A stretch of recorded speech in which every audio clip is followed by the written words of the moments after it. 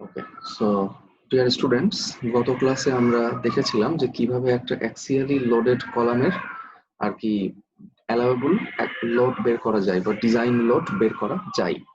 So আজকে basically আমরা দেখবো যে কিভাবে অ্যাক্সিয়াল একটা কলামকে ডিজাইন করতে হয়। ঠিক আছে, এটা হচ্ছে আমাদের লেকচার 5 এর প্রথম টপিকস। যে অর্থাৎ যদি কোনো কলামের উপরে অ্যাক্সিয়াল লোড আসে তাহলে সেই কলামটাকে আমরা কিভাবে আসলে ডিজাইন করতে পারি।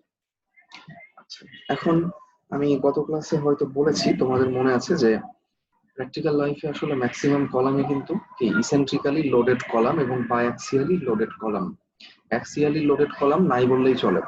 কিন্তু তারপরে আমরা এই ডিজাইনটা কেন শিখছি, কেন আমরা অ্যাক্সিয়াল লোডের জন্য আমরা ডিজাইন শিখছি?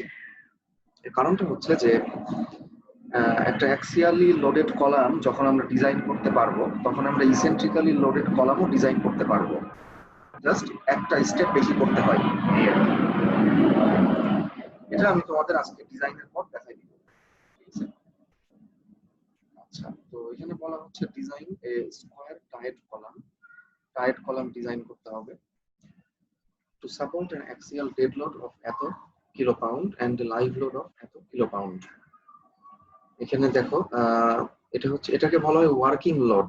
ঠিক আছে, ওয়ার্কিং লোড অর্থাৎ যতটুকু লোড অ্যাকচুয়ালি স্ট্রাকচারের উপরে বা এই কলামের উপরে আসবে ততটুকু। এটা কিন্তু ফ্যাক্টরাইজ করা না। যদি ফ্যাক্টরাইজ করা লোড হতো তাহলে এখানে বলা হতো ফ্যাক্টরড লোড, বাট এটা হচ্ছে আনফ্যাক্টরড লোড বা ওয়ার্কিং লোড। আচ্ছা, ইউজিং এফসি প্রাইম এত, এফওয়াই এত and steel ratio of about 5%। About শব্দের অর্থ হচ্ছে প্রায়, মানে 5% এর কাছাকাছি। Design the necessary ties. So এখানে একটা টাইট কলাম ডিজাইন করতে বলা হচ্ছে, আর হচ্ছে কি ওই টাইট কলামের জন্য যে টাই বার লাগবে সেই টাই বার ডিজাইন করতে বলা হচ্ছে। আচ্ছা ঠিক আছে, তাহলে প্রথমেই যেহেতু ইউএসডি মেথডে আমরা ডিজাইনটা করব, যদি দেখো কোনো মেথডের নাম কিন্তু বলা নাই, কোনো মেথডের নাম যদি বলা না থাকে তার মানে সেটা হচ্ছে ইউএসডি মেথডে করতে হবে। আর ডাব্লিউএসডি মেথডেও কলাম ডিজাইন করা যায় কিন্তু আজকাল ফলো করা হয় না, সো আমরা ইউএসডি মেথডে ডিজাইন করব। সো ইউএসডি মেথড মানে কি, প্রথমে আলটিমেট লোড বা ফ্যাক্টরড লোড বা ডিজাইন লোড বের করতে হবে, পিইউ। সো এটা আমরা অ্যাজ ইউজুয়াল নিয়মে আমরা লোড ফ্যাক্টর দিয়ে গুণ করে আমরা বের করে ফেললাম। এরপর আমি গত ক্লাসে একটা সমীকরণ আমি দেখিয়েছিলাম, ওই সমীকরণটা আজকে ব্যবহার করতে হবে। দ্যাট মিনস এই সমীকরণটা, ঠিক আছে, এই সমীকরণটা আমরা টাইট কলাম হোক বা স্পাইরাল কলাম হোক, যে কলামই হোক না কেন, আমরা যদি স্টিল রেশিও দেওয়া থাকে তাহলে আমরা এই সমীকরণটা দিয়ে শুরু করব ডিজাইন। এখানে দেখো এই সমীকরণে একটা টার্ম আছে হচ্ছে রো জি। রো মানে হচ্ছে স্টিল রেশিও। দেখো এখানে কিন্তু স্টিল রেশিও দেওয়া আছে 5%। সো আমরা অবশ্যই এই সূত্র ব্যবহার করব। ফাইন, সো বেসিক্যালি পিইউ সমান ফাই ইনটু পিএন সমান ফাই ইনটু এত। বেসিক্যালি কি, পিইউ সমান ফাই আলফা এজি ইনটু এত, এইটা পিইউ সমান এইটা। সো এখানে আমরা শুধুমাত্র মানগুলা বসাই দিব, আর কিচ্ছু না। যেমন এখানে আমরা জানি যে টাইট কলামের জন্য ইসেন্ট্রিসিটি ফ্যাক্টর হচ্ছে 0.8 আর স্ট্রেংথ রিডাকশন ফ্যাক্টর হচ্ছে টাইট কলামের জন্য 0.65। আর স্টিল রেশিও অঙ্কে দেওয়া আছে 5%। 5% মানে হচ্ছে 100 দিয়ে ভাগ হবে 0.05। সো এই মানগুলো আমরা এখানে বসাই দিব। বসাই দেওয়ার পর দেখো আমরা ইজিলি ক্যালকুলেটরের মাধ্যমে আমরা এজি পেয়ে যাব। এজি মানে হচ্ছে কি, gross area of cross section বা টোটাল ক্রস সেকশনাল এরিয়া। ওকে, সো এজি পেয়ে যাওয়া মানে এখন আর কোনো সমস্যা নেই, কারণ এখানে স্কোয়ার কলামের কথা বলা আছে। স্কোয়ার কলাম মানে কি, বর্গক্ষেত্র। কলামের ক্রস সেকশনটা হবে একটা বর্গক্ষেত্রের মতো, তাই না? আর আমরা কি জানি, বর্গক্ষেত্রের ক্ষেত্রফলের সূত্র কি? যদি বর্গক্ষেত্রের একটা বাহুর দৈর্ঘ্য যদি এ হয়, তার মানে কি সবগুলা বাহুর দৈর্ঘ্যই হচ্ছে কি এ। তার মানে আমরা কি জানি, বর্গক্ষেত্রের ক্ষেত্রফলের সূত্র হচ্ছে এ স্কোয়ার। তার মানে আমরা উল্টাভাবে বলতে পারি যে ক্ষেত্রফলকে যদি আমরা রুট ওভার করি তাহলে আমরা কি পেয়ে যাব, স্কোয়ারের একটা বাহুর দৈর্ঘ্য আমরা পেয়ে যাব। ঠিক আছে, আচ্ছা দেখো, যদি এখানে বলা থাকতো যে রেক্ট্যাঙ্গুলার টাইট কলাম অর্থাৎ আয়তক্ষেত্র, মানে ক্রস সেকশনটা যদি আয়তাকৃতির হতো, আয়তক্ষেত্র হইতো, তখন কিন্তু আমাদেরকে একটু মানে অন্যভাবে করা লাগতো। তখন কি করা লাগতো, আমাদেরকে যে কোনো একটা ডাইমেনশন ধরে নেওয়া লাগতো, যে ঠিক আছে আমরা ধরে নিচ্ছি যে কলাম সেকশনের উইথ হচ্ছে সে 10 ইঞ্চি বা 12 ইঞ্চি। তাহলে আমরা কি করতাম, এরিয়াকে আমরা উইথ দিয়ে ভাগ করলে আমরা কলামের আরেকটা ডাইমেনশন পেয়ে যেতাম, হাইট পেয়ে যেতাম। বুঝতে পারছো সবাই? যদি কলামের ক্রস সেকশনটা রেক্ট্যাঙ্গেল হতো বা রেক্ট্যাঙ্গুলার কলাম হতো, তার মানে ধরো যে উইথ হচ্ছে এ আর ডেপথ হচ্ছে বি, সে কথার কথা, তাহলে আমরা কি জানি ক্ষেত্রফল কত হতো, এ ইন্টু বি, তাই না? তাহলে ক্ষেত্রফলকে যদি আমরা উইথ দিয়ে ভাগ করি তাহলে আমরা কি পাবো, আরেকটা ডাইমেনশন পেয়ে যাব, হাইট পেয়ে যাব বা ডেপথ পেয়ে যাব। ঠিক আছে, সো ক্ষেত্রফলকে আমরা যেইটা দিয়ে ভাগ করব আমরা তার অপোজিটটা পেয়ে যাব। সো যদি রেক্ট্যাঙ্গুলার কলাম হইতো তাহলে যে কোনো একটা ডাইমেনশন অ্যাজিউম করে নেওয়া লাগতো। হয়তো বা এমনও হতে পারে যে রেক্ট্যাঙ্গুলার কলাম হইলে এখানে দেয়া থাকতো যে ধরে নাও যে কলামের উইথ হচ্ছে এত, তখন আমরা এরিয়াকে উইথ দ্বারা ভাগ করে আমরা ডেপথ বের করে ফেলতাম। That's it. সো এখানে আমরা যে সংখ্যাটা পাবো রুট ওভার করার পর সেটাকে আমরা নেক্সট হায়ার 1 ইঞ্চিতে রাউন্ড আপ করবো। সবসময় এটা ইন্টিজার রাখবো বা পূর্ণ সংখ্যাতে রাখবো এবং রাউন্ড আপ করবো, নট রাউন্ড ডাউন। তার মানে কলামের সেকশন আমরা পেয়ে গেছি 16 ইঞ্চি বাই 16 ইঞ্চি, যেহেতু স্কোয়ার কলাম। তার মানে actually gross area of section কত হলো, 16 বাই 16, 16 ইন্টু 16, এত ইঞ্চি স্কোয়ার। ঠিক আছে, তাহলে দেখো একটা জিনিস কিন্তু আমরা পেয়ে গেছি যে কলামের সাইজ কত হবে বা ডাইমেনশন কত হবে। এরপরে আমরা বের করবো হচ্ছে স্টিল। সো স্টিল বের করার জন্য আমরা ওই একই ফর্মুলাটাই ব্যবহার করব। এই ফর্মুলারই জাস্ট একটু অন্যরকম ফরম্যাট, অর্থাৎ এই যে যেখানে এএসটি আছে, এএসটি মানে কি স্টিলের এরিয়া, যে ফর্মুলাতে এএসটি আছে আমরা ওই ফর্মুলাটা ব্যবহার করব যাতে আমরা সরাসরি এএসটি এর মানটা বের করে আনতে পারি। ঠিক আছে, এখানে আরেকটা জিনিস আমি তোমাদেরকে প্রসঙ্গক্রমে বলে রাখি যে স্টিল রেশিও সমান আমরা কি জানি, স্টিল রেশিও হচ্ছে রো সমান কত এএসটি। স্টিল রেশিও সমান সবসময় সেম স্টিলের area divided by total area, cross sectional total area. So এখান থেকে আমরা কি বলতে পারি, স্টিলের এরিয়া সমান মানে এএসটি সমান সমান রোজি ইন্টু এজি, মানে steel ratio into gross area. So আমরা স্টিল রেশিও জানি আবার গ্রস এরিয়াটাও জানি। সো এজি কে যদি আমরা রোজি দ্বারা গুণ করি তাহলে কিন্তু স্টিলের এরিয়া আমরা পেয়ে যাচ্ছি।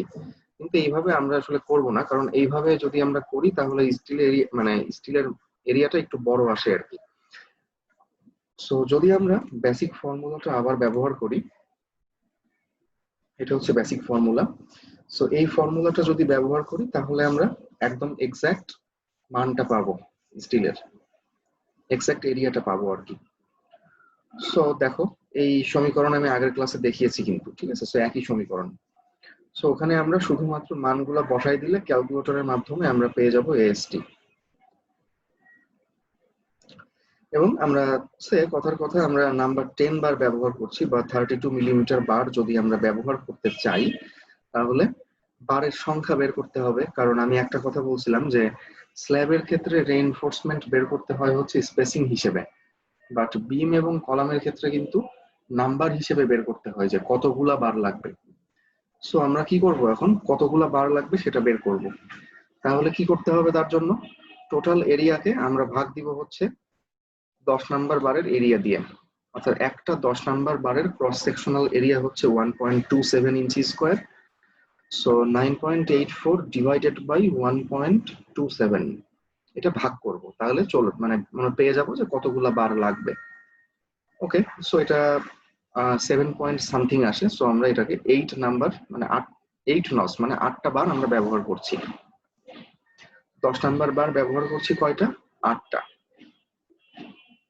ওকে, তাহলে আমরা কলামের ডাইমেনশন পেয়ে গেলাম, স্টিলও পেয়ে গেলাম, বাকি স্যার আছে হচ্ছে টাই বার। হ্যাঁ বলি। স্যার এই জায়গাতে একটু বুঝলাম না স্যার, যে স্টিলের এরিয়াকে ভাগ দিতে হবে হচ্ছে আমরা যে বার ব্যবহার করব সেই বারের ক্রস সেকশনাল এরিয়া দিয়ে। ঠিক আছে, যেমন 10 নাম্বার বারের ক্রস সেকশনাল এরিয়া কত আমরা সবাই জানি, এটা মনে রাখতে হবে 1.27 ইঞ্চি স্কোয়ার 10 নাম্বার বারের এরিয়া। কারণ 9 নাম্বার বারের এরিয়া কত, 1 ইঞ্চি স্কোয়ার। 10 নাম্বার বারের এরিয়া হচ্ছে 1.27 ইঞ্চি স্কোয়ার। সো 9.84 কে যদি আমরা 1.27 দিয়ে ভাগ করি তাহলে আমরা পাবো হচ্ছে 7.7। সো 7.7 মানে কি আসলে আটটা বার ব্যবহার করতে হবে, ঠিক আছে? জি স্যার। ঠিক আছে। আচ্ছা, এরপরে আমরা টাই বারের ডিজাইন করব। টাই বারের ডিজাইন নিয়ে আমার বলার কিচ্ছু নাই, আমরা আগের ক্লাসে দেখেছি যে কিভাবে টাই বারের স্পেসিং বের করতে হয়। সে আমরা নাম্বার 3 বার ব্যবহার করব টাই বার হিসেবে। দেখো নাম্বার 3 বার কিন্তু ব্যবহার করতে পারবো, কারণ আমাদের কলামের মেন বার হচ্ছে 10 মিলিমিটার। যদি 10 মিলিমিটার থেকে বড় বার হইতো, 11 নাম্বার বা 12 number, sorry 10 millimetre, sorry sorry sorry আমরা নাম্বার 3 বার ব্যবহার করছি। নাম্বার 3 বার মানে হচ্ছে 10 মিলিমিটার বার। এটা আমরা ব্যবহার করতে পারছি কেন? কারণ আমাদের কলামের মেন বার হচ্ছে 10 নাম্বার বার। যদি 10 নাম্বার থেকে বড় বার আমরা ব্যবহার করতাম কলামে, অর্থাৎ এই যে এখানে যদি আমরা নাম্বার 11 বা নাম্বার 12 ব্যবহার করতাম, তখন কিন্তু আবার টাই বার দেওয়া লাগতো নাম্বার 4। ঠিক আছে, এটা আমরা দেখছিলাম আগেও। সো টাই জি স্যার। বারের স্পেসিং 10 হচ্ছে, 10 বা তার নিচে হ্যাঁ হ্যাঁ, সো এখন টাই বারের স্পেসিং আমরা বের করবো হচ্ছে 3টা ক্রাইটেরিয়া থেকে। এই 3টা ক্রাইটেরিয়া কি কি ছিল? 48 ইন্টু টাই বার ডায়ামিটার, অর্থাৎ টাই বারের ডায়ামিটার কত? 3/8 ইঞ্চি। নাম্বার 3 বারের ডায়া 3/8 ইঞ্চি। আচ্ছা, একটা পাইলাম। এরপর হচ্ছে নাম্বার 2 মানে কি 16 ইন্টু মেন বার ডায়ামিটার। সো মেন বার হচ্ছে 10 নাম্বার বার, আর তার ডায়ামিটার কত হবে? 10/8, মানে যত নাম্বার বার তত ডিভাইডেড বাই 8, এত ইঞ্চি। ঠিক আছে। আচ্ছা, আর নাম্বার 3 হচ্ছে লিস্ট কলাম ডাইমেনশন, অর্থাৎ কলামের ক্রস সেকশনাল যে 2টা ডাইমেনশন আছে তাদের মধ্যে যেটা ক্ষুদ্রতম সেটা। সো কলামটা স্কোয়ার কলাম, তাহলে 16 ইঞ্চি হবে হচ্ছে কি লিস্ট কলাম ডাইমেনশন। ঠিক আছে, তাহলে এই 3টা ক্রাইটেরিয়ার মধ্যে যেটা সবচেয়ে ছোট সেটাই হবে হচ্ছে আমাদের স্পেসিং, অর্থাৎ 16 ইঞ্চি। 3টার মধ্যে ছোট 16 ইঞ্চি, তাই স্পেসিংটা হচ্ছে 16 inch centre to centre. Okay fine, তাহলে আমরা ডিজাইনের আউটপুটটা এভাবে দেখিয়ে দিলাম। ঠিক আছে, কলামের ডাইমেনশন, তারপরে কতগুলা বার আমরা কিভাবে বসাচ্ছি বারগুলা, তারপর হচ্ছে টাই বারের যে স্পেসিং সেটা আমরা দেখিয়ে দিলাম। So, এখন একটা জিনিস এখন চেক করতে হবে, সেটা হচ্ছে যে কলামের যে 2টা পাশাপাশি বার, 2টা পাশাপাশি যে মেন বার আছে, 2টা মেন বারের মধ্যে ক্লিয়ার স্পেসিং কি 6 ইঞ্চি থেকে বেশি আছে নাকি 6 ইঞ্চির চেয়ে কম আছে, এটা চেক করতে হবে। ঠিক আছে, ক্লিয়ার স্পেসিং বিটুইন লংগিটিউডিনাল বার, মানে 2টা পাশাপাশি মেন বারের মধ্যে ক্লিয়ার স্পেসিং। এটা আমি এখানে ডিটেলস বলছি না, এগুলো তোমরা এমনিতেই বুঝবা। টোটাল কলামকে হাফ করা হয়েছে, তারপরে তার থেকে ক্লিয়ার কভার বাদ দেওয়া হয়েছে, টাই বারের ডায়ামিটার বাদ দেওয়া হয়েছে, আর হচ্ছে 1.5 ইন্টু বারের ডায়ামিটার বাদ দেওয়া হয়েছে। অর্থাৎ তোমরা বসে বসে চিন্তা করবা যে জাস্ট আমরা বের করব হচ্ছে যে এই ডাইমেনশনটা 2টা বারের মধ্যে ইনার, মানে ইনার ডিস্টেন্সটা আমরা বের করব। তার জন্য যা যা বিয়োগ করতে হবে তোমরা করবা। সো আমরা দেখলাম যে এখানে 2টা বারের মধ্যে ডায়ামিটার কিন্তু, সরি স্পেসিং কিন্তু 6 ইঞ্চি থেকে কম আছে। যদি 6 ইঞ্চি থেকে কম থাকে তাহলে কোনো সমস্যা নাই, অর্থাৎ কোনো অতিরিক্ত টাই বার দেওয়া লাগবে না। কিন্তু যদি এই স্পেসিংটা 6 ইঞ্চি থেকে বেশি থাকতো, তখন কিন্তু অবশ্যই এখানে অতিরিক্ত কিছু টাই বার দেওয়া লাগতো। ঠিক আছে, যে কোনো 2টা বার, ধরো যে এই 2টা বারের মধ্যে যদি 6 ইঞ্চি থেকে বেশি ডিস্টেন্স থাকে, বা ইভেন এই 2টা বারের মধ্যে যদি বেশি ডিস্টেন্স থাকে 6.5 বা 7 ইঞ্চি যাই হোক, তাহলে কিন্তু অতিরিক্ত টাই বার এখানে ব্যবহার করতে হইতো। ঠিক আছে, এখন অতিরিক্ত টাই বার কিভাবে ব্যবহার করতে হইতো, মানে কিভাবে দেয়া লাগতো, সেটা আমি একটু দেখাচ্ছি। যেমন আমরা জানি যে কলাম চ্যাপ্টারটা, কলাম এবং ফুটিং এই 2টা হচ্ছে আমরা নাদিম হোসেন স্যারের বই থেকে দেখব। সো এটা হচ্ছে সেই বই। এখানে কলাম চ্যাপ্টারে আমরা যাব।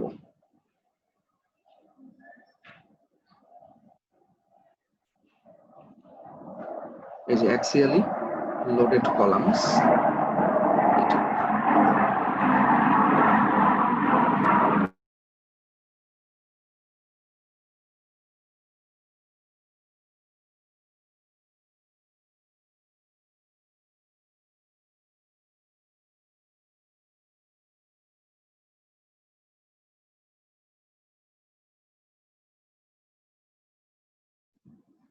This one. সো এখানে আসলে কলাম নিয়ে অনেক কথাবার্তা লেখা আছে, কলামের বিভিন্ন টাইপস এখানে দেখানো আছে।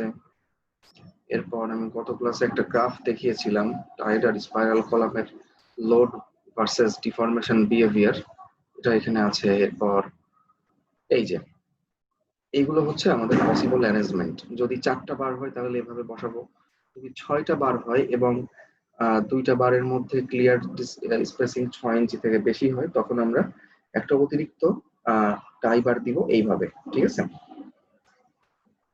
এই যে যেগুলো ডট ডট আছে এইগুলো হচ্ছে তখন দিতে হবে যখন 6 ইঞ্চি থেকে স্পেসিং বেশি হবে। যদি স্পেসিং 6 ইঞ্চির মধ্যে থাকে তাহলে কিন্তু এই যে এই টাই বার কিন্তু দেওয়ার দরকার নাই। ঠিক আছে, আবার দেখো যদি 8টা বার হয়, যেমন আমাদের কলামে কিন্তু 8টা বার, সো যদি 8টা বার হয় তখন আমরা আহ অতিরিক্ত টাই বার এইভাবে দিব। এই যে এই 4টা বারকে ঘিরে একটা টাই বার। ঠিক আছে, যদি 10টা বার হয় তখন টাই বার আমরা এইভাবে দিব। এই যে আমি আবারও বলছি, যেগুলো ডটেড লাইন সেইগুলো হচ্ছে কম্পালসারি না, যখন স্পেসিং 6 ইঞ্চি থেকে বেশি হবে তখন দেওয়া লাগবে। কিন্তু যেগুলো সলিড লাইন, এই যে সলিড লাইন, এগুলা এগুলা কিন্তু অবশ্যই দিতে হবে। যদি কলামে 10টা বার ব্যবহার করো তাহলে সেক্ষেত্রে স্পেসিং যতই হোক না কেন বারগুলার মধ্যে এই যে একটা টাই বার, 2টা, 3টা, এই এই অতিরিক্ত টাই বার গুলা কিন্তু দেওয়াই লাগবে। আবার যদি 12টা বার হয় সেক্ষেত্রে এরকম অ্যারেঞ্জমেন্ট হবে, 14টা বার হলে এরকম, 16টা হইলে এরকম। তোমরা দেখে নিও এগুলো। ঠিক আছে, যেমন কর্নার কলাম, প্রত্যেকটা কর্নারে একটা করে থাকতে হবে, ওয়াল কলাম। সো এগুলো তোমরা দেখে নিও। আবার এই কলামের যে রেইনফোর্সমেন্টের যে অ্যারেঞ্জমেন্ট, এগুলো কিন্তু নিলসন স্যারের বইতেও দেওয়া আছে। অর্থাৎ নিলসন স্যারের বইয়ে একটা চ্যাপ্টার আছে হচ্ছে শর্ট কলাম, ওই চ্যাপ্টারের শুরুতে এগুলো দেওয়া আছে, সো তোমরা ওখান থেকেও দেখতে পারো।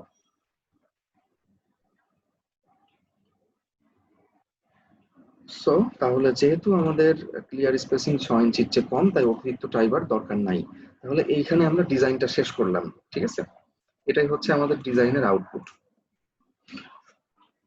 ঠিক আছে, সো এখন আমি দেখাবো যে যদি এই কলামটা অ্যাক্সিয়াল কলাম না হয় ইসেন্ট্রিক্যালি লোডেড কলাম হইতো, অর্থাৎ যদি মোমেন্ট থাকতো, সেক্ষেত্রে আমরা কলামটাকে কিভাবে ডিজাইন করতাম। ঠিক আছে, সেটা এখন দেখাবো। সো ধরো যে কোনো একটা কলামে যদি ইসেন্ট্রিসিটি থাকে, তার আসলে অর্থটা কি। ধরো যে এই কলামের লোডটা আছে হচ্ছে এর কলামের সেন্টার থেকে আহ সে পরিমাণ ডিস্টেন্স দূরে। ঠিক আছে, এবং লোডের মানটা হচ্ছে পি আর ডিস্টেন্সটা হচ্ছে তার মানে কি সেন্টারের সাপেক্ষে একটা মোমেন্ট আসতো কিন্তু, এবং এই মোমেন্টের মানটা কত হইতো, ফোর্স ইন্টু ডিস্টেন্স, মানে কত, পি ইন্টু ই। সো এটাই হচ্ছে আমাদের ইসেন্ট্রিক্যালি লোডেড কলাম। সো এটাকে আমরা এর ইকুইভ্যালেন্ট কলাম আমরা এইভাবে চিন্তা করতে পারি যে ওই একই কলামে আমরা কি করব, আমরা লোডটাকে আমরা চিন্তা করব হচ্ছে কলামের সেন্টারে। ঠিক আছে, যদিও কিন্তু লোডটা কলামের সেন্টারে নাই, কিন্তু আমরা চিন্তা করব হচ্ছে কলামের সেন্টারে আছে লোড। যেহেতু কলামের সেন্টারে অ্যাকচুয়ালি নাই, তার মানে কি এখানে একটা অতিরিক্ত মোমেন্ট দিয়ে দেওয়া লাগবে। ঠিক আছে, এম সমান পি, অর্থাৎ লোডটা আছে হচ্ছে কলামের সেন্টারে এবং একটা অতিরিক্ত মোমেন্ট আছে। সো এই ইসেন্ট্রিক্যালি লোডেড কলাম এইটা ডিজাইন করাও যা, এইটা ডিজাইন করাও তাই, একই জিনিস। এই দুইটা একে অপরের সমতুল্য বা ইকুইভ্যালেন্ট, একই। সো যদি আমরা এই কলামটাকে এখন ডিজাইন করতে চাই তাহলে কি, দেখো আগে কিন্তু অ্যাক্সিয়াল লোডের জন্য ডিজাইন করাই লাগতেছে, তারপরে এই এই যে মোমেন্ট আছে এইটা কনসিডার করতে হবে। ঠিক আছে, ওকে, সবাই বুঝতে পারছো? জি স্যার। জি স্যার। আচ্ছা, সো এই যে যে আমি বললাম যে মোমেন্টটাকে এখন কনসিডার করতে হবে ডিজাইনে, কিভাবে কনসিডার করতে হবে এর কিছু টেকনিক আছে, সেটা আমি এখন দেখাচ্ছি।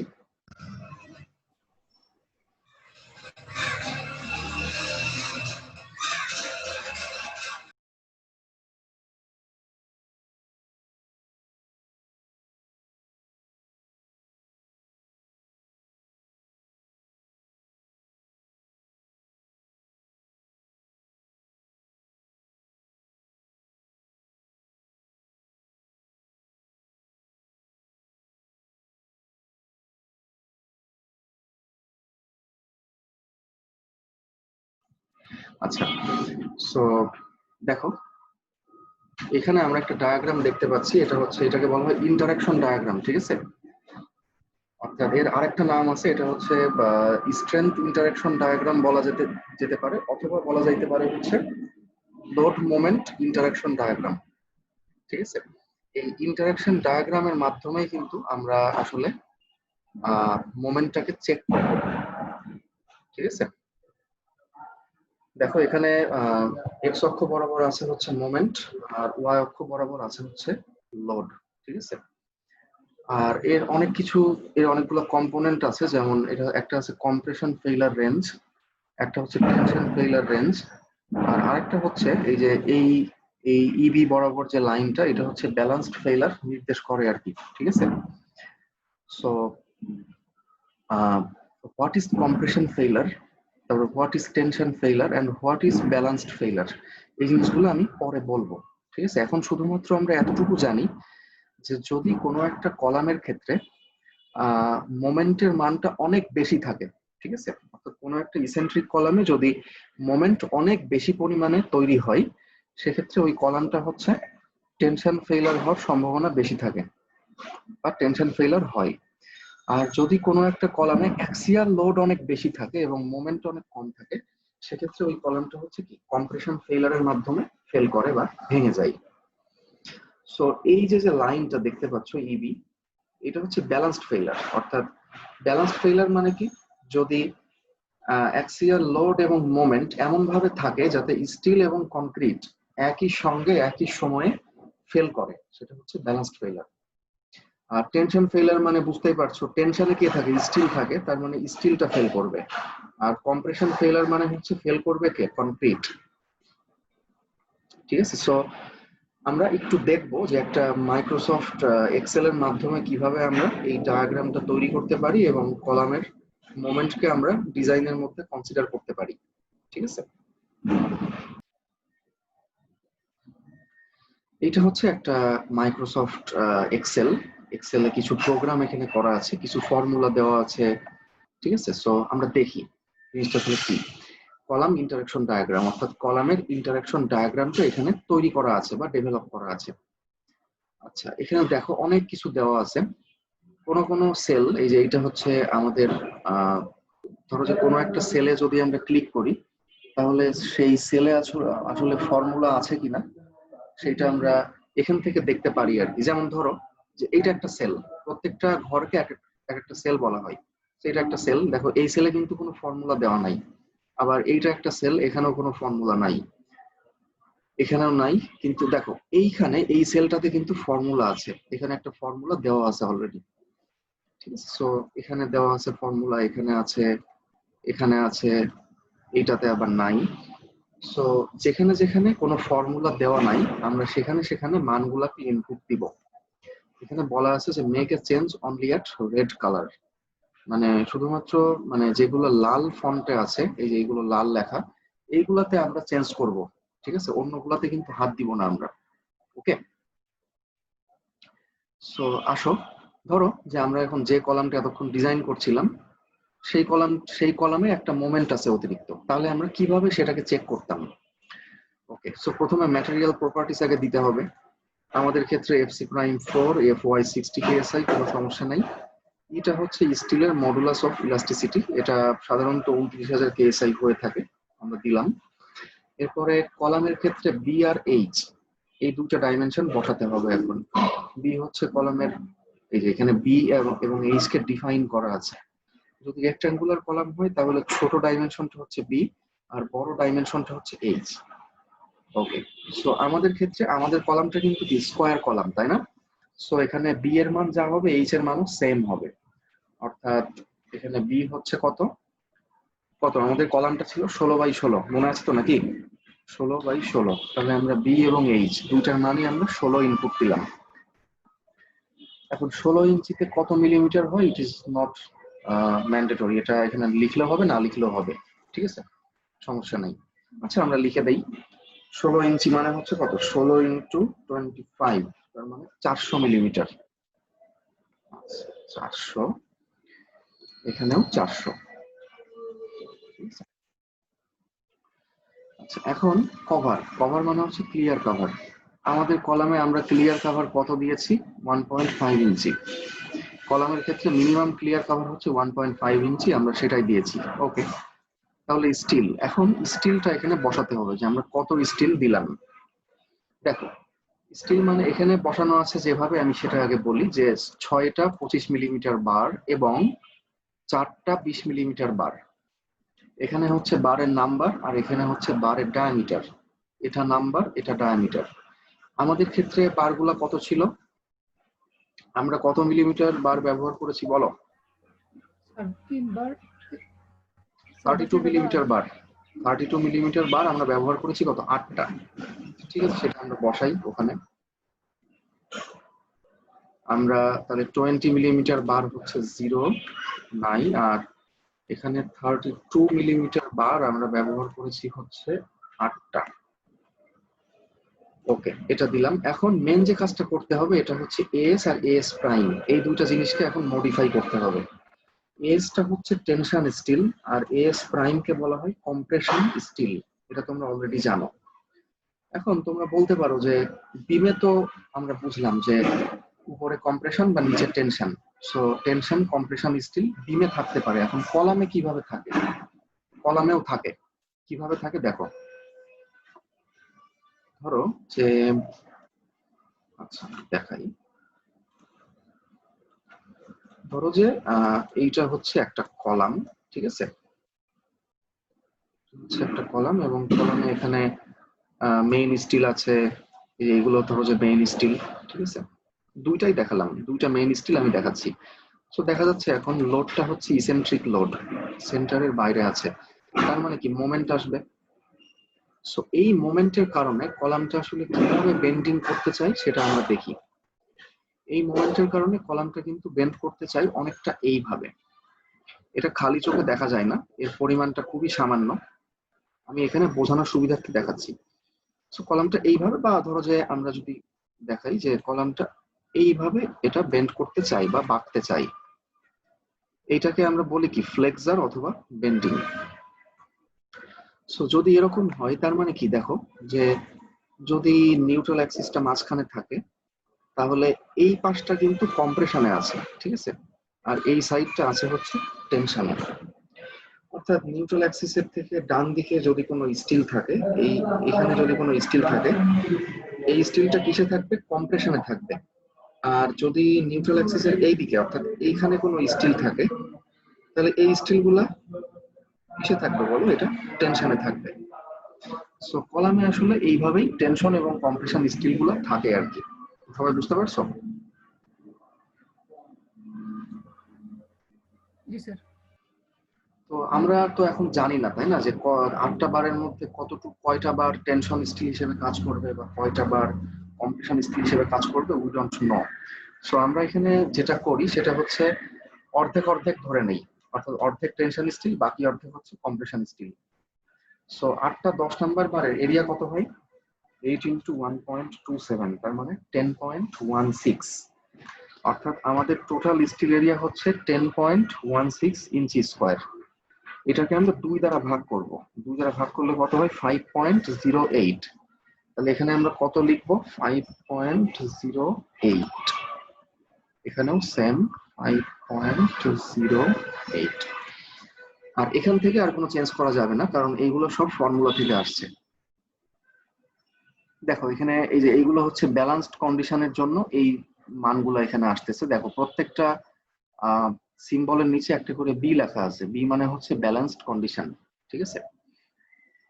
আচ্ছা, ফর কম্প্রেশন ফেইলার এখানে একটা দেখো রেড কালার আছে, তার মানে এইটাকে চেঞ্জ করতে হবে। সে আমরা এখানে বলতেছে যে কম্প্রেশন ফেইলারের জন্য সি এর মান কত নিব সেটা লিখতে হবে। সো আমি একটু তোমাদেরকে গাইডলাইন দিয়ে দিই, সেটা হচ্ছে ব্যালেন্সড ফেইলারের জন্য যে মানটা হবে সি এর, এই যে সিবি, এই মান থেকে একটু বড় হবে, এই সি এর মানটা একটু স্লাইট বড় হবে। এটা কতটুকু বড় হবে এটা এক্স্যাক্টলি আমরা এখনো জানি না, কারণ এখনো আমরা কলামটাকে অ্যানালাইসিস করি নাই। এটা আমরা আমাদের অ্যাজাম্পশনের উপর একটা মান ধরবো। যেমন এখানে সিবি এর মান আসছে হচ্ছে 8.5, তার মানে ঠিক আছে আমরা সি এর মান ধরলাম ধরো যে 10 ইঞ্চি, আর আরেকটা হচ্ছে for tension failure take c সমান এত। টেনশন ফেইলারের জন্য সি এর মানটা সবসময় সিবি থেকে কম হয়।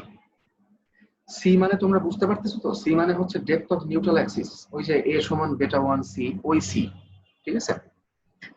সো টেনশন ফেইলারের জন্য সি এর মানটা সিবি থেকে একটু কম হয়। সো এখানে সিবি হচ্ছে 8.5। আচ্ছা ঠিক আছে, তাহলে আমরা এখানে নিলাম হচ্ছে ধরো 7, বা এটা 8 নিলেও হবে, কোনো সমস্যা নেই। আচ্ছা এখন দেখো, এখানে একটা ইন্টারঅ্যাকশন ডায়াগ্রাম কিন্তু তৈরি হয়েছে, দেখছো? জিনিসটা খুবই ইন্টারেস্টিং। এখানে এমন ভাবে ফর্মুলা ইনপুট দেওয়া আছে যে যদি আমরা এইখানে চেঞ্জ করি তাহলে ডায়াগ্রামটাও কিন্তু মডিফাইড হবে। যেমন এইটা হচ্ছে আমাদের এই কলামের জন্য ইন্টারঅ্যাকশন ডায়াগ্রাম। দেখো ইন্টারঅ্যাকশন ডায়াগ্রামটা চেঞ্জ হয় কিভাবে, চেঞ্জ হয় ধরো যে যদি আমরা এখানে সি এর মানটা 7 না লিখে যদি আমরা 8 লিখতাম, এইটা আমরা লিখতে পারবো কারণ 8 হচ্ছে 8.5 থেকে কম। যদি আমরা 8 লিখতাম তাহলে কি হইতো দেখো, এই দেখো এখানে একটু চেঞ্জ হয়েছে। বা যদি আমরা এখানে 6.5 লিখতাম, এই দেখো ডায়াগ্রামটা কিন্তু চেঞ্জ হচ্ছে এখানে, ঠিক আছে। আচ্ছা, বা যদি আমরা কম্প্রেশন ফেলারের জন্য 10 না লিখে যদি আমরা আরেকটু বড় লিখতাম, 11 লিখতাম, তাহলে কিন্তু ডায়াগ্রাম চেঞ্জ হইতো, এই দেখো চেঞ্জ হচ্ছে। বা যদি 12 লিখো তাহলেও চেঞ্জ হবে, এই যে। যাই হোক, সো মোটামুটি একটা ডায়াগ্রাম আসলেই হবে, এটা একদম অ্যাকুরেট হওয়ার দরকার নাই।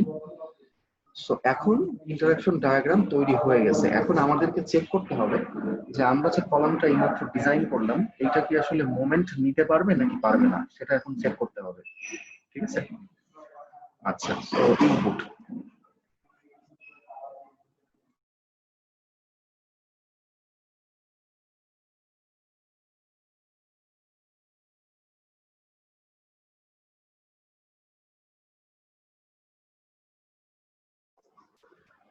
আচ্ছা, সো দেখো এখন এখানে এম ডিজাইন অর্থাৎ ডিজাইন মোমেন্ট কত, 360, আর ডিজাইন লোড হচ্ছে 650 দেওয়া আছে। এমইউ পিইউ বেসিক্যালি এই দুইটা জিনিস আসলে একই, ডিজাইন মোমেন্ট বা এমইউ একই জিনিস। সো ধরো যে এখানে চেঞ্জ করার দরকার নেই, আমরা শুধুমাত্র এই দুইটা চেঞ্জ করব। ধরো যে কথার কথা আমাদের অ্যাক্সিয়াল লোড কত ছিল কলামে, 851 কিলো পাউন্ড। আমাদের লেকচারে যে অঙ্কটা করছি তার জন্য, সরি সেখানে হবে পিইউ, পিইউ হচ্ছে কত, 851, 851 কিলো পাউন্ড, ঠিক আছে। সো এখন ধরো যে সফটওয়্যার থেকে আমরা দেখলাম যে এখানে একটা মোমেন্ট আসবে অতিরিক্ত, ঠিক আছে। সেই মোমেন্টটা আমরা এখানে ইনপুট দিব এখন। সো ধরো আমরা একটা সব মানে বিল্ডিং অ্যানালাইসিস করে আমরা দেখলাম যে কোনো একটা কলামে মোমেন্ট তৈরি হয়েছে হচ্ছে সে কথার কথা 300 কিপস ইনটু ফিট। এটা কিন্তু আমরা সফটওয়্যার থেকে পাবো, বুঝতে পারছো? অর্থাৎ তোমরা যখন ক্যাপস্টোন ডিজাইন করবা 4th ইয়ারে, তখন দেখবা যে যদি বিল্ডিং ডিজাইন থাকে তখন দেখবা আর কি যে সফটওয়্যারে আমরা একটা বিল্ডিং কে ডিজাইন করলে বিভিন্ন বিম, বিভিন্ন কলামের মোমেন্ট এবং লোড কিন্তু আমরা ওখান থেকে পেয়ে যাব, ঠিক আছে। তো ধরো যে আমরা মোমেন্ট পেলাম হচ্ছে 300। এখন দেখো যে এইখানে একটা লাল পয়েন্ট তোমরা দেখতে পাচ্ছ, এই লাল পয়েন্টটা যদি ডায়াগ্রামের মধ্যে থাকে, মানে এই যে এইটা হচ্ছে ডায়াগ্রাম, যদি ডায়াগ্রামের ভেতরে থাকে তাহলে হচ্ছে কলামটা ঠিক আছে, ডিজাইন ঠিক আছে, কলামটা সাস্টেন করবে বা কোনো সমস্যা হবে না। কিন্তু যদি এই পয়েন্টটা এই ডায়াগ্রামের উপরে থাকে অথবা ডায়াগ্রাম থেকে বাইরে থাকে, তার মানে হচ্ছে কলামটা ফেল করবে, কলামটা কি হবে, ভেঙে যাবে, ফেল করবে। যে এইটা হচ্ছে ব্যালান্সড কন্ডিশনের জন্য এই দাগটা আছে। যদি এই দাগের উপরে থাকে, যদি এইটুকু জায়গার মধ্যে থাকে, তার মানে হচ্ছে কলামের কম্প্রেশন ফেইলার হবে। আর যদি এই যে এতটুকু জায়গার মধ্যে থাকে তাহলে হচ্ছে টেনশন ফেইলার হবে। তো এখানে দেখো, এখানে লাল পয়েন্টটা কিন্তু আছে কোথায়, লাল পয়েন্টটা কোথায় আছে, এই যে এই দাগের উপরে আছে। সো তার মানে কি, কলামটা হচ্ছে কি কম্প্রেশন ফেইলার হবে। তার মানে এখানে কলামের ডাইমেনশনটাকে বাড়াতে হবে এখন। যে ডাইমেনশনটা আমরা দিয়েছি, দিস ইজ নট এনাফ। আচ্ছা, আমাদের কাছে দুইটা অপশন আছে। আমরা চাইলে এখানে কলামের ডাইমেনশন বাড়াতে পারি অথবা স্টিল বাড়াতে পারি, ডাইমেনশনকে ঠিক রেখে স্টিল বাড়াতে পারি, অথবা দুইটাই বাড়াতে পারি। আমরা ট্রায়াল দিয়ে দেখবো যে কত ডাইমেনশন দিলে বা কতটুকু স্টিল দিলে আর কি এই মোমেন্টটা নিতে পারবে। সে আমরা এখানে ধরো যে কলামের ডাইমেনশনটা আমরা বাড়াই দিলাম, সে আমরা 18x18 দিলাম, ঠিক আছে? সরি, না ভুল করছি, 1.5, এটা হচ্ছে 18। আচ্ছা, এখন দেখা যাক কি অবস্থা। এই দেখো, দেখছো এখন কিন্তু এই যে এই লাল পয়েন্টটা এই ডায়াগ্রামের মধ্যে চলে আসছে। তার মানে হচ্ছে কি, তার মানে কলামটা এখন ঠিক আছে। অর্থাৎ যদি আমরা 18x18 ডাইমেনশন ব্যবহার করি, তার মানে এই কলামটা ঠিকঠাক ভাবে থাকবে, মানে ফেল করবে না আর কি। বুঝতে পারছো? বুঝছো তোমরা?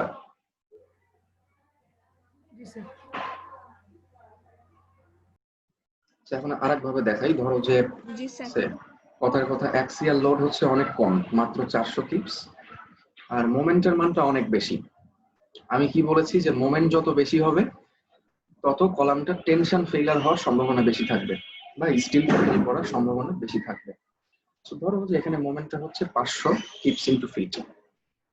এই দেখো, এখন দেখো যে লাল পয়েন্টটা ডায়াগ্রামের মধ্যে আছে, ঠিক আছে, সমস্যা নেই, কিন্তু এটা কিন্তু টেনশন ফেইলার জোনে আছে, কলামটা হচ্ছে টেনশনে ফেল করবে, ঠিক আছে? মানে কলামের ডিজাইন ঠিক আছে, এই কলামটা এই যে এই লোড এবং এই মোমেন্ট সে রেজিস্ট করতে পারবে, কোনো সমস্যা নেই, কিন্তু কলামটা হচ্ছে টেনশন ফেইলার হবে। সো আমরা এই ইন্টারেকশন ডায়াগ্রামের মাধ্যমে আমরা আসলে বুঝতে পারি যে একটা কলাম ডিজাইন আমাদের ঠিক আছে কিনা, নাকি আরো মডিফাই করতে হবে, এটা বুঝতে পারি। তোমাদের কারোর কোনো কোশ্চেন আছে?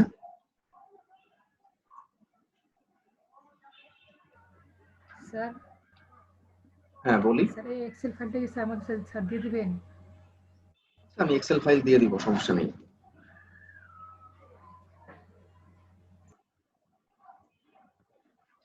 এই ডায়াগ্রামটা কিভাবে আসে আমি তোমাদেরকে একটু হিন্টস দিয়ে দেই। দেখো, এক্স অক্ষ বরাবর হচ্ছে মোমেন্ট, ওয়াই অক্ষ বরাবর হচ্ছে কি লোড। সো দেখো এখানে একটা পয়েন্ট তোমরা দেখতে পাচ্ছ, এইটা হচ্ছে কম্প্রেশন ফেইলারের জন্য আমরা একটা লোড এবং মোমেন্ট ক্যাপাসিটি ক্যালকুলেশন করে পেয়েছি। কোথায় ক্যালকুলেশন করা হয়েছে? এই দেখো, এইখানে কিন্তু ক্যালকুলেশন গুলা করা হয়েছে আর কি। যেমন কম্প্রেশন ফেইলারের জন্য লোড ক্যাপাসিটি হচ্ছে এত কিপস, মোমেন্ট হচ্ছে এত। সো এইটাই হচ্ছে একটা পয়েন্ট, তাই না, একটা স্থানাঙ্ক, এটা হচ্ছে এই পয়েন্ট। আবার টেনশন ফেইলারের জন্য একটা লোড এবং মোমেন্ট ক্যাপাসিটি পাওয়া গেছে, সো এইটা হচ্ছে আরেকটা পয়েন্ট, এই যে এই পয়েন্ট। আর ব্যালেন্সড কন্ডিশনের জন্য দেখো আরেকটা লোড এবং মোমেন্ট ক্যাপাসিটি আমরা পেয়েছি, এই যে 508 আর 586, এইটা হচ্ছে এই যে এই পয়েন্টটা, এই যে একদম ডান দিকে যে পয়েন্ট আছে এইটা।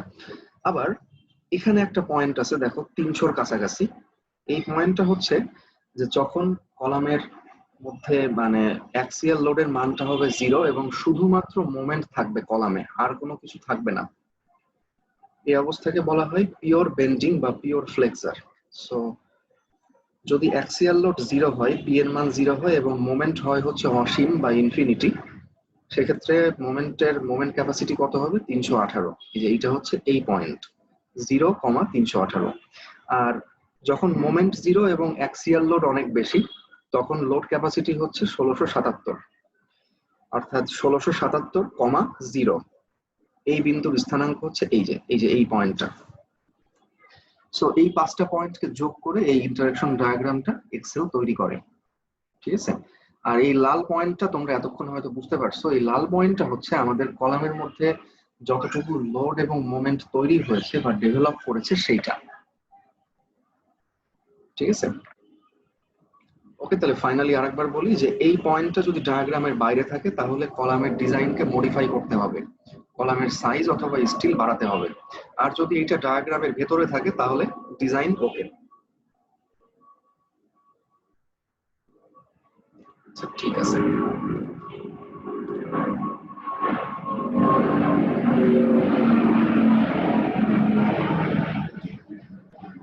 তাহলে কিন্তু আমরা এখন যে কোনো ইসেন্ট্রিক্যালি লোডেড কলামও ডিজাইন করতে পারবো বা বায়াক্সিয়াল কলামও ডিজাইন করতে পারবো। আচ্ছা, এখন আমরা দেখবো হচ্ছে ডিজাইন অফ স্পাইরাল, কিভাবে স্পাইরাল বারকে ডিজাইন করতে হয়। ঠিক আছে, সো স্পাইরালের জন্য যে নতুন যে ফর্মুলা দুইটা আছে সেটা আমি দেখাচ্ছি, সেটা হচ্ছে এই দুইটা ফর্মুলা। এখানে রোটা হচ্ছে minimum ratio of spiral, spiral বারের মিনিমাম রেশিও বা যাকে আমরা বলি স্টিল রেশিও। রো এস সমান এত এইটা, এবং রো এস সমান এত। এখানে দুইটা ফর্মুলা আছে এবং এখানে দেখো বিভিন্ন সিম্বলের পরিচয়গুলো এখানে দেওয়া আছে। ঠিক আছে, আচ্ছা, কোর মানে আমি বলছিলাম যে স্পাইরালের মধ্যের যে অংশটা থাকে স্পাইরাল সহ, সেটা হচ্ছে কোর। সো কোরের এরিয়া হচ্ছে এসি, কোরের ডায়ামিটার হচ্ছে টিসি, স্পাইরাল বারের ডায়ামিটার হচ্ছে ডিএস, ডি ফর ডায়ামিটার আর S for spiral, C for core. আচ্ছা, স্পাইরাল স্পেসিং হচ্ছে এস, আমরা মেনলি এই এসটাই বের করব। স্পাইরাল বারের ক্রস সেকশনাল এরিয়া হচ্ছে AS, A for area, S for spiral. আর স্পাইরাল রিইনফোর্সমেন্টের ইল্ড স্ট্রেংথ হচ্ছে এফ ওয়াইটি। এই যে এফ ওয়াইটি, আমরা একটা উদাহরণ দেখলে আমরা ক্লিয়ার হয়ে যাব যে কিভাবে আমরা এই ফর্মুলা ব্যবহার করে আমরা স্পাইরাল ডিজাইন করব। ঠিক আছে, সো আসো আমরা একটা এক্সাম্পল দেখি। ডিজাইন এ সার্কুলার স্পাইরাল কলাম। এখন দেখো একটা সার্কুলার স্পাইরাল কলাম ডিজাইন করতে হবে। ঠিক আছে, to support an axial dead load এত, লাইভ লোড এত, লোড দেওয়া আছে ইউজিং এফসি প্রাইম এত, এফ ওয়াই এত, ম্যাটেরিয়াল প্রপার্টিজ দেওয়া আছে। আর স্টিল রেশিও হচ্ছে 3%-এর কাছাকাছি, about 3%। Also design the necessary spiral. কলামটা ডিজাইন করতে হবে আর হচ্ছে স্পাইরাল বারগুলাকে ডিজাইন করতে হবে। ওকে, তাহলে প্রথমে আমরা ইউএসডি মেথডের জন্য যে নিয়ম ছিল পিইউ সমান আলটিমেট লোডটা আগে আমরা বের করব। এরপরে দেখো সেই একই ভাবে আমরা ডিজাইন করব। ওই যে আমরা একটু আগে টায়ার্ড কলাম ডিজাইনের জন্য যে ফর্মুলাটা ব্যবহার করেছিলাম, এই যে এই ফর্মুলাটাই আমরা এখানে ব্যবহার করব, সেম ফর্মুলা এটা। শুধু পার্থক্যটা কোথায় হবে, এই যে ফাই আর আলফা এর মানে, আর কোনো পার্থক্য নাই। স্পাইরাল কলামের জন্য ফাই হচ্ছে 0.75 আর আলফা হচ্ছে 0.85। আর রো জি এর মান দেখো অঙ্কে দেওয়া আছে 3% বা 0.03। সো এই সবগুলো মান যদি আমরা এখানে বসাই দেই তাহলে আমরা এজি এর মানটা পেয়ে যাব। ঠিক আছে, মানে কলামের ক্রস সেকশনাল এরিয়া আমরা পেয়ে গেলাম। আচ্ছা, এখন তোমরা সবাই জানো যে একটা বৃত্তের এরিয়া হচ্ছে, বৃত্তের ক্ষেত্রফলের সূত্র হচ্ছে π/4 ইন্টু ডায়ামিটারের স্কোয়ার, তাই না? সো যেহেতু এটা একটা সার্কুলার কলাম, তার মানে কি এর ক্রস সেকশনটা কেমন, সার্কুলার বা বৃত্তাকার। তার মানে আমরা কি বলতে পারি যে যদি এই কলামের ডায়ামিটার ডি হয়, সেক্ষেত্রে এই কলামের এরিয়া হচ্ছে π/4 ইন্টু ডি স্কোয়ার। এটাই হচ্ছে এরিয়া, π/4 ইন্টু ডায়ামিটারের স্কোয়ার। যদি কলামের ডায়ামিটার ডি হয়, আমরা ধরে নিচ্ছি ডি, তাহলে এরিয়া হচ্ছে কত, এত। আমরা পেয়েছি অলরেডি। এখান থেকে আমরা ডি এর মানটা বের করে ফেলবো এবং আমরা রাউন্ড আপ করব পরবর্তী পূর্ণ সংখ্যাতে। সো দেখো আমরা আমাদের কলামের ডায়ামিটার হতে হবে কত, 20 ইঞ্চি। এটা কিন্তু আমরা পেয়ে গেলাম। ঠিক আছে, অর্থাৎ যদি 20 ইঞ্চি ডায়ামিটার দেওয়া হয় সেক্ষেত্রে কলামের ক্রস সেকশনাল এরিয়া হবে হচ্ছে কত, π/4 ইন্টু ডি স্কোয়ার, মানে এত। ঠিক আছে, মানে এটা হচ্ছে অ্যাকচুয়াল এজি।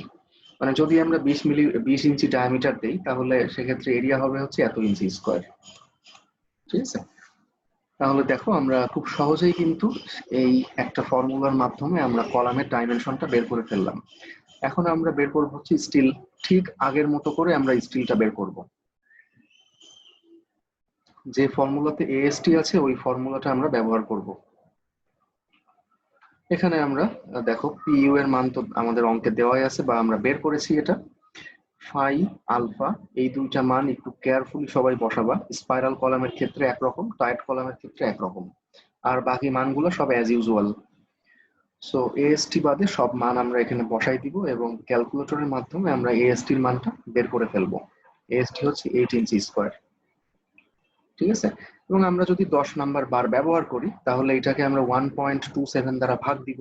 ঠিক আছে, ভাগ দিলে যা আসে তাই, অর্থাৎ আমরা এখানে 8টা 10 নাম্বার বার ব্যবহার করছি।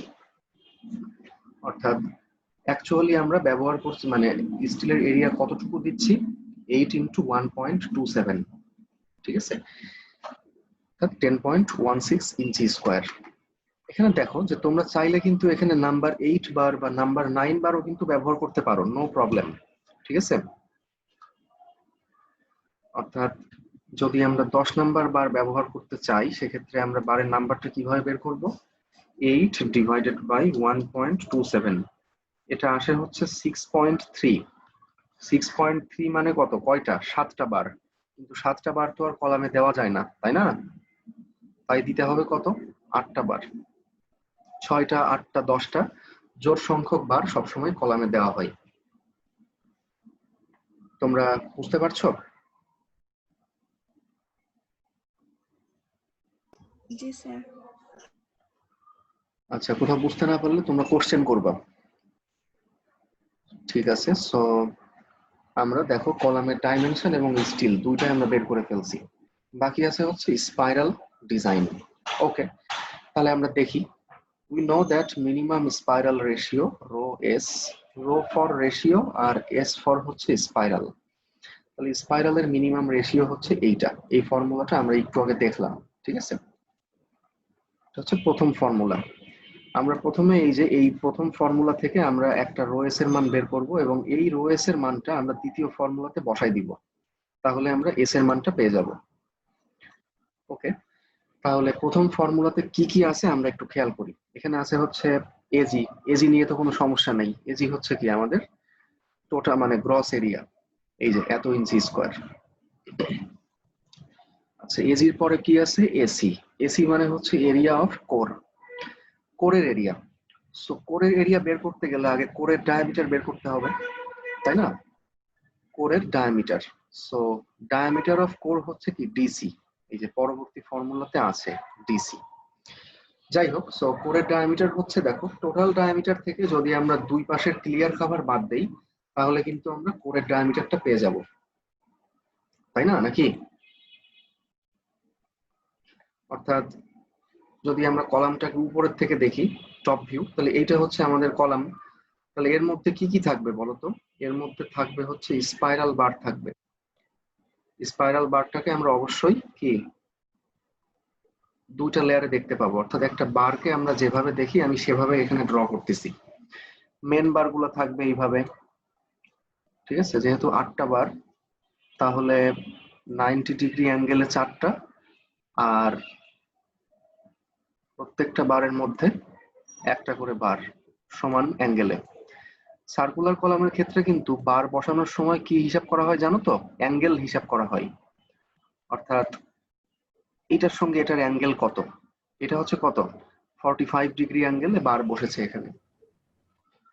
যাই হোক, সো কোর হচ্ছে, কোরের ডায়ামিটারটা হচ্ছে এই দেখো স্পাইরাল বারের বাইরে থেকে বাইরে পর্যন্ত এইটা, এই ডাইমেনশনটাই হচ্ছে, এইটাই হচ্ছে diameter of core, DC, diameter of core. অর্থাৎ শুধুমাত্র ক্লিয়ার কভার বাদ দিলে যা থাকে সেটাই হচ্ছে কোর।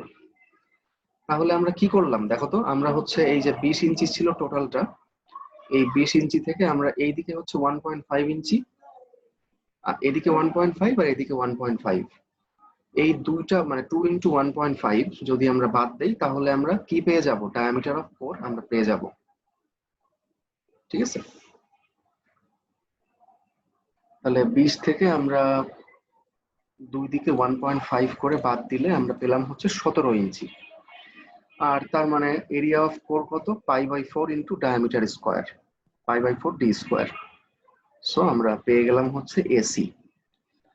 আচ্ছা, এফসি প্রাইম অঙ্কে দেওয়া আছে, এফ ওয়াইটি ও অঙ্কে দেওয়া আছে, যদিও অঙ্কে সরাসরি এফ ওয়াইটি দেওয়া নাই, অঙ্কে দেওয়া আছে হচ্ছে এফ ওয়াই, অর্থাৎ মেইন স্টিলের ইল্ড স্ট্রেংথ। সো যেহেতু আমরা এখানে ধরে নিব যে আমরা মেইন স্টিলের ইল্ড স্ট্রেংথ যা হবে স্পাইরাল স্টিলেরও মেইন ইল্ড স্ট্রেংথ সেম হবে, অর্থাৎ একই স্ট্রেংথের মেইন স্টিল এবং স্পাইরাল স্টিল আমরা ব্যবহার করছি, তাই এখানে স্পাইরাল স্টিলের ইল্ড স্ট্রেংথ হবে সেম 60 কেএসআই, ঠিক আছে। সো এই সবগুলো মান যদি আমরা এখন এই ফর্মুলাতে বসাই দেই তাহলে আমরা এই যে স্পাইরালের রেশিও পেয়ে যাব হচ্ছে এত। এই মানটাই আবার বসাইতে হবে হচ্ছে দ্বিতীয় সমীকরণে। এখানে রো এস এর মান বসাই দিব, বাকি সব কিছু আমাদের জানা আছে, শুধু আমরা এখান থেকে অজানা হচ্ছে এস এর মানটা বের করব, স্পেসিংটা বের করব।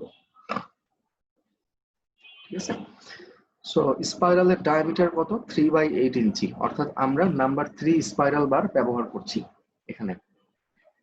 তাহলে ডিএস হচ্ছে কত? 3/8, যা হয় তাই। তার মানে এরিয়া অফ স্পাইরাল কত? 3 নাম্বার বারের এরিয়া কত? 0.11 ইঞ্চি স্কোয়ার। এটা তোমরা সরাসরি তোমরা মুখস্থ লিখতে পারো, যে আমরা জানি যে যেহেতু 3 নাম্বার স্পাইরাল বার ব্যবহার করছি 10 মিলিমিটার বার, সো 10 মিলিমিটার বারের এরিয়া হচ্ছে 0.11 ইঞ্চি স্কোয়ার, বা তোমরা আসলে π/4 ডি স্কোয়ার এই ফর্মুলার মাধ্যমে বের করেও দেখাই দিতে পারো, তোমাদের উপর। ওকে, সো দেখো এখন সবকিছু আমাদের জানা আছে, শুধুমাত্র আমরা এখানে ইনপুট দিব। এখানে ইনপুট দিলে আমরা এস এর মানটা পেয়ে যাচ্ছি 2.2 ইঞ্চি। ঠিক আছে, অর্থাৎ স্পাইরালের স্পেসিং হচ্ছে 2.2 ইঞ্চি, এবং স্পেসিং কে তোমরা সবসময় জানো যে এটাকে রাউন্ড ডাউন করতে হয়, অর্থাৎ স্পেসিংটাকে সবসময় কমাতে হয়। তাই আমরা এটাকে কমিয়ে আমরা 2 ইঞ্চি লিখলাম পূর্ণ সংখ্যাতে। তাহলে আমরা পেয়ে গেলাম যে আমরা নাম্বার 3 স্পাইরাল বার ব্যবহার করব 2 ইঞ্চি পর পর, 2 ইঞ্চি সেন্টার টু সেন্টার। ঠিক আছে, Yes, sir. এবং এই যে আমরা এখানে ডিজাইন আউটপুটটা আমরা দেখিয়ে দিলাম, যে আমরা ডিজাইন করে আসলে কি কি জিনিস পাইলাম। আমরা পাইলাম হচ্ছে এইটা আউটপুট হিসেবে, আর এইটা এটা হচ্ছে কলামের কি সাইড ভিউ বা লং সেকশন, লংগিটিউডিনাল সেকশন। দেখো এখানে স্পাইরালের স্পেসিং এর অর্থটা হচ্ছে যে একটা পয়েন্ট থেকে শুরু করে পুরো কলামটা মানে ঘুরে এসে আবার সেই একই পয়েন্টে আসতে যে ভার্টিক্যাল ডিসটেন্সটা অতিক্রম করে, সেটাই হচ্ছে আসলে স্পাইরালের স্পেসিং।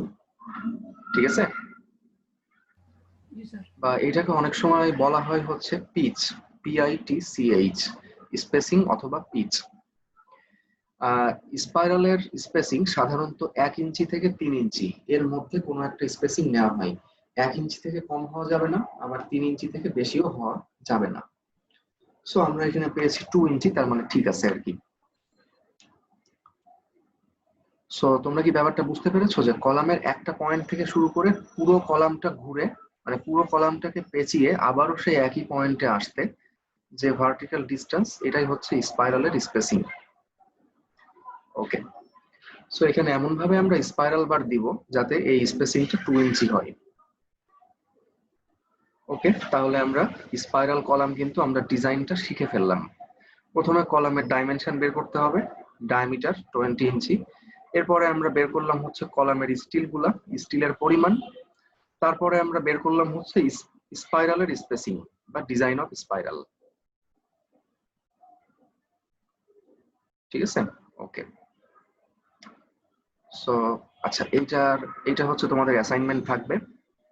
তোমরা একটা রেক্ট্যাঙ্গুলার টায়ার্ড কলাম ডিজাইন করবা এবং অ্যাক্সিয়াল লোড হবে হচ্ছে এত। এটা আমি গুগল ক্লাসরুমে আপলোড দিব। এটার সঙ্গে যোগ হবে হচ্ছে তোমার আইডি এর মাঝখানে 3টা অক্ষর। এটা আমি আপলোড দিয়ে দিব গুগল ক্লাসরুমে, ওখান থেকে দেখে নিবা। ঠিক আছে, Yes, sir. আর এই যে অ্যাসাইনমেন্ট, এই অ্যাসাইনমেন্টের যে রেইনফোর্সমেন্ট ডিটেইলিং কলামের, এই ডিটেইলিংটা তোমরা করবা হচ্ছে এইভাবে। এখন আমি একটা প্রসিডিওর তোমাদেরকে দেখাবো, এই প্রসিডিওরের মাধ্যমে তোমরা ডিটেইলিং করবা, and this is very important. Seismic requirements for tie bars, অর্থাৎ টাই মানে ভূমিকম্প। ভূমিকম্প যদি আমরা চিন্তা করি বা ভূমিকম্প বিবেচনায় নিলে, তাহলে তার জন্য কিছু রিকোয়ারমেন্টস আছে। অর্থাৎ কলামটাকে এমন ভাবে কনস্ট্রাক্ট করতে হবে যাতে করে সেই কলামটা ভূমিকম্প নিরোধী হয়, বা সাইজমিক ফোর্স বা আর্থকুয়েক ফোর্স যাতে রেজিস্ট করতে পারে। টাইবারকে বলা হয় ট্রান্সভার্স রেইনফোর্সমেন্ট অথবা ল্যাটারাল রেইনফোর্সমেন্ট, একই কথা। ট্রান্সভার্স রেইনফোর্সমেন্ট মানেও টাইবার, আবার ল্যাটারাল রেইনফোর্সমেন্ট মানেও টাইবার। আচ্ছা, requirements for intermediate moment frame, IMF, মানে বিম এবং কলাম সহ যে ফ্রেম, সেটা হচ্ছে ইন্টারমিডিয়েট মোমেন্ট ফ্রেম বলে আর কি। সো কলামের জন্য এখন আমরা রিকোয়ারমেন্টস গুলাকে একটু দেখার চেষ্টা করব। এখানে প্রসঙ্গক্রমে আমি একটু বলি যে সাইজমিক রিকোয়ারমেন্ট কিন্তু বিমের জন্য আছে, কলামের জন্য আছে, প্রত্যেকটা মেম্বারের জন্যই কিন্তু আছে। আমরা এখানে শুধুমাত্র কলামেরটা দেখব যে কলামের ক্ষেত্রে কি কি রিকোয়ারমেন্টস আছে। ঠিক আছে, দেখো এখানে আমরা দেখতে পাচ্ছি যে এখানে একটা কলামের লং সেকশন দেখানো আছে বা সাইড ভিউ দেখানো আছে। দেখো এটা হচ্ছে বিম, এইটা হচ্ছে একটা বিম। সো দুইটা বিমের মধ্যে কি একটা কলাম আছে, কলাম। সো এখানে একটা ক্রস সেকশন নেওয়া হয়েছে এ এ, এবং এই সেকশনটাকে এখানে দেখানো হয়েছে। অর্থাৎ একটা ডাইমেনশন হচ্ছে C1 আর একটা হচ্ছে C2। সে C1 আর C2 এর মান যাই হোক না কেন, ঠিক আছে। সো এখানে আমি দেখো যে L নট ডিস্টেন্সের মধ্যে টাই বারের স্পেসিং হইতে হবে হচ্ছে কতটুকু, S নট।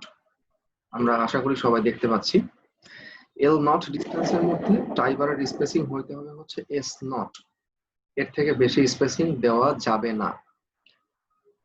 ঠিক একইভাবে দেখো, অর্থাৎ সাপোর্ট থেকে, কলামের সাপোর্ট হচ্ছে বিম, সাপোর্ট থেকে L নট ডিস্টেন্সের মধ্যে টাই বারের স্পেসিং হইতে হবে হচ্ছে S নট। এর থেকে বেশি হওয়া যাবে না।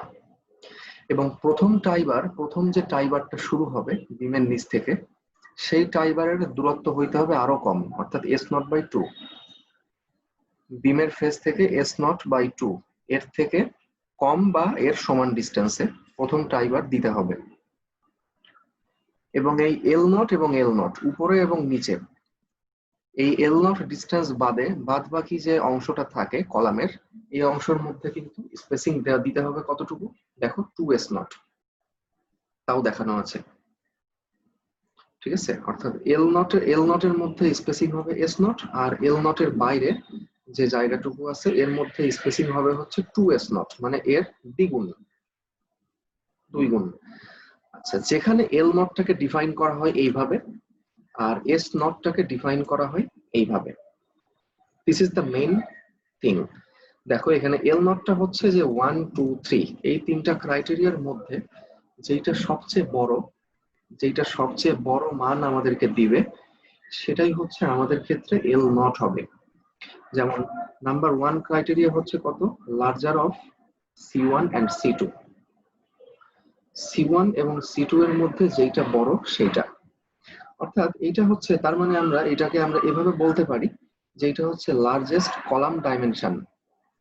আগে আমরা দেখছি যে লিস্ট কলাম ডাইমেনশন, আর এখন আমরা কি দেখছি, লার্জেস্ট কলাম ডাইমেনশন, মানে কলাম ডাইমেনশনের মধ্যে দুটার মধ্যে যেটা বড় সেটা। নাম্বার 2, এটা হচ্ছে clear span divided by 6।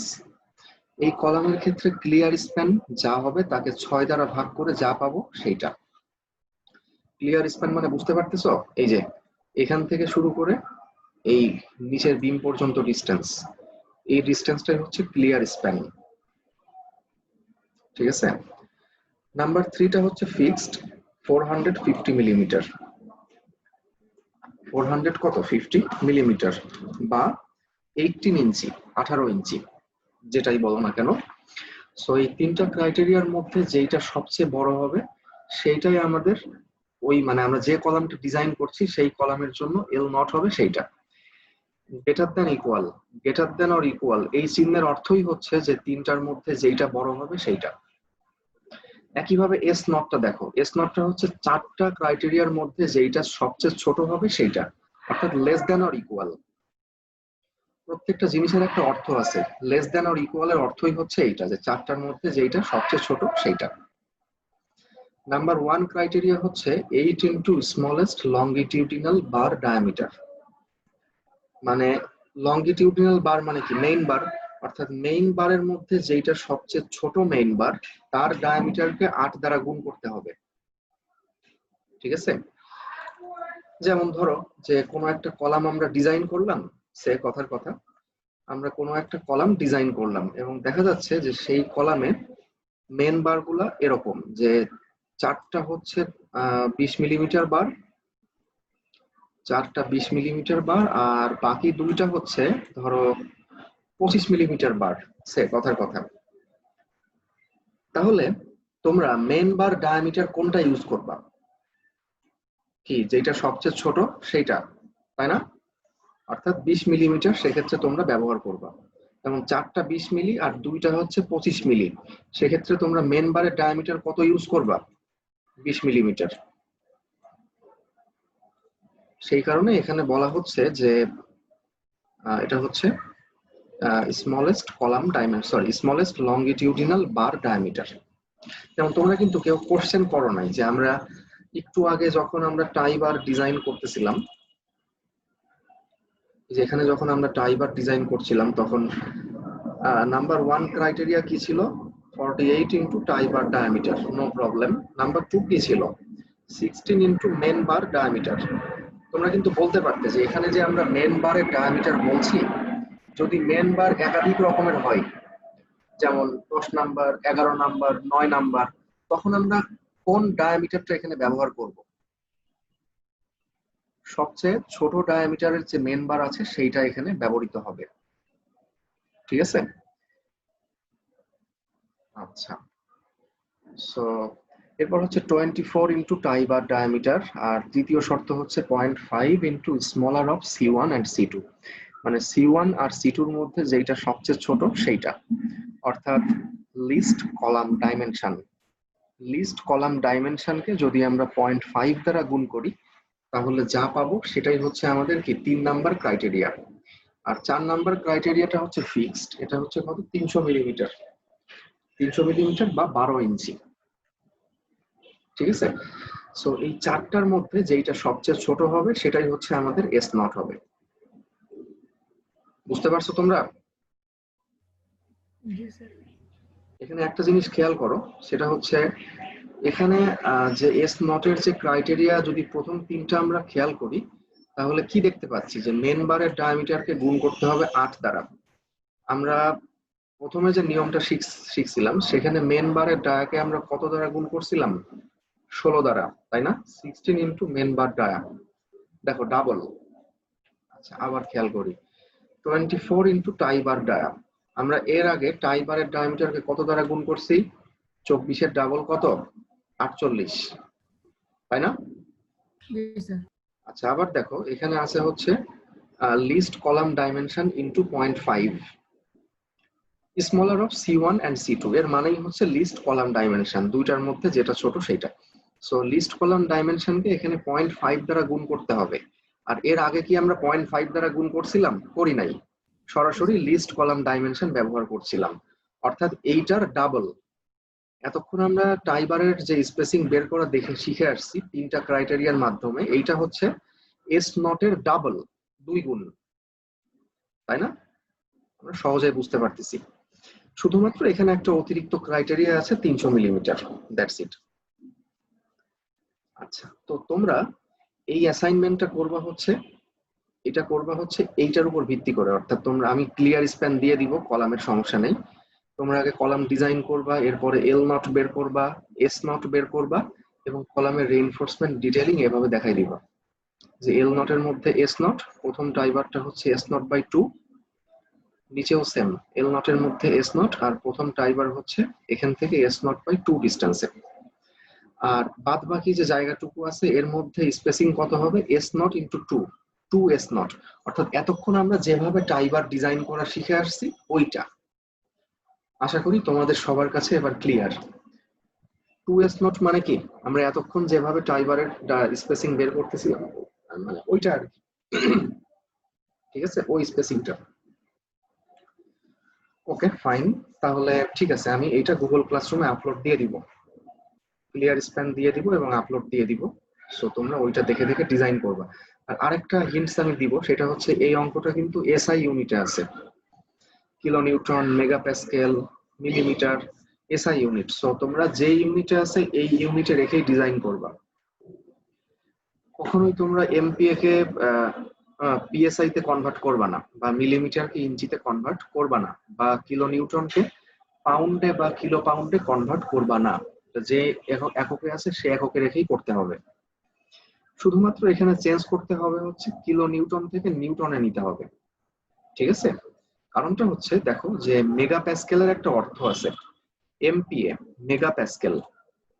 Mega Pascal মানে হচ্ছে, মেগা প্যাসকেল এর অর্থ হচ্ছে অ্যাকচুয়ালি এরকম যে mega Newton,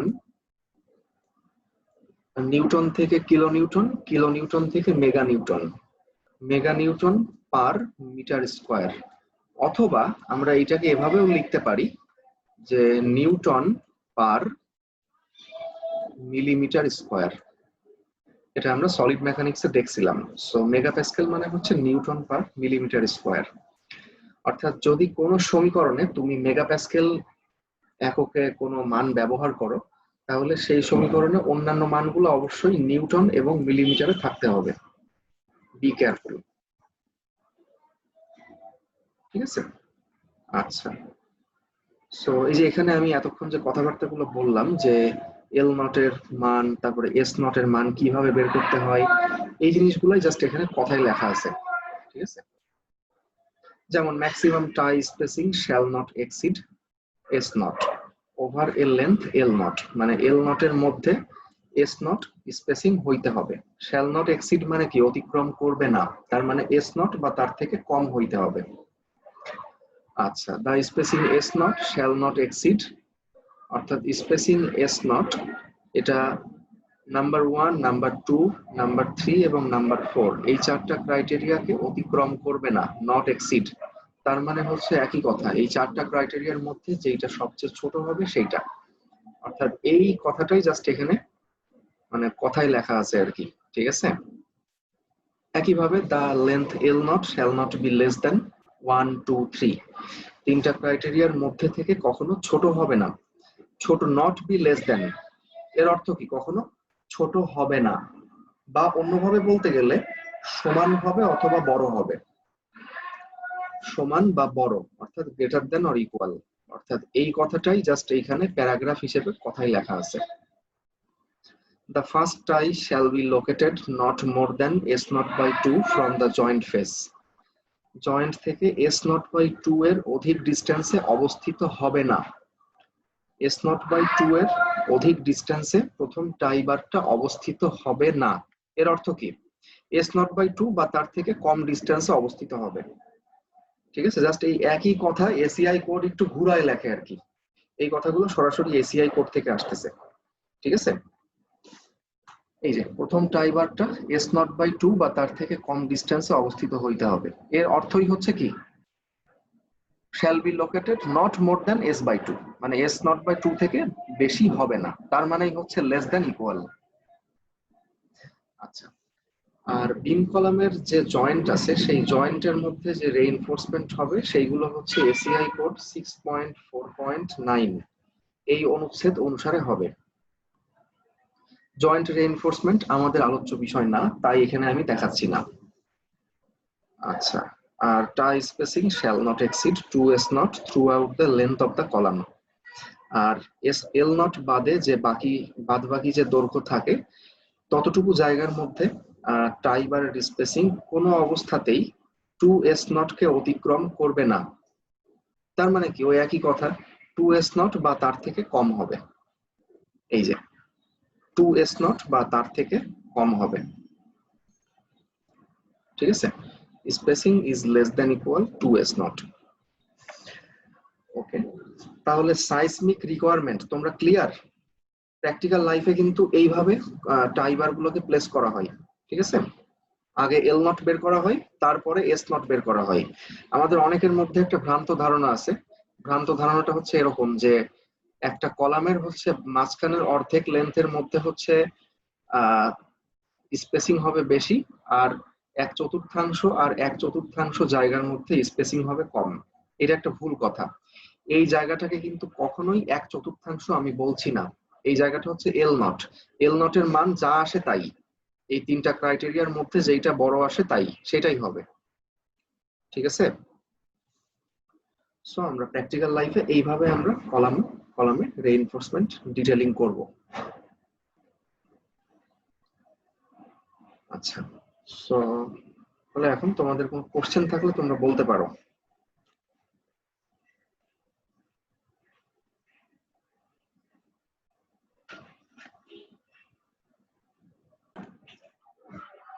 So dear students, এটা হচ্ছে আমাদের পরবর্তী টপিকস, অর্থাৎ design assumptions for columns according to ACI code. ACI code অনুসারে কলাম ডিজাইনের জন্য কি কি অ্যাজাম্পশন আমরা করে থাকি সেইটা এখানে বলা আছে, and this is very important. ঠিক আছে, অর্থাৎ কলামকে যখন আমরা অ্যানালাইসিস বা ডিজাইন করব তখন আমরা কিছু কিছু জিনিসকে আমরা সঠিক বলে ধরে নিব প্রথম থেকেই। সো যে জিনিসগুলোকে আমরা সঠিক বলে ধরে নেই সেগুলাকেই বলা হয় হচ্ছে অ্যাজাম্পশন বা অনুমান। সো আমরা অনুমানগুলো একটু দেখার চেষ্টা করি। নাম্বার 1 হচ্ছে যে strain in concrete and steel is proportional to the distance from the neutral axis. Proportional শব্দের অর্থ হচ্ছে সমানুপাতিক, আর সমানুপাতিক শব্দের অর্থ হচ্ছে যে যদি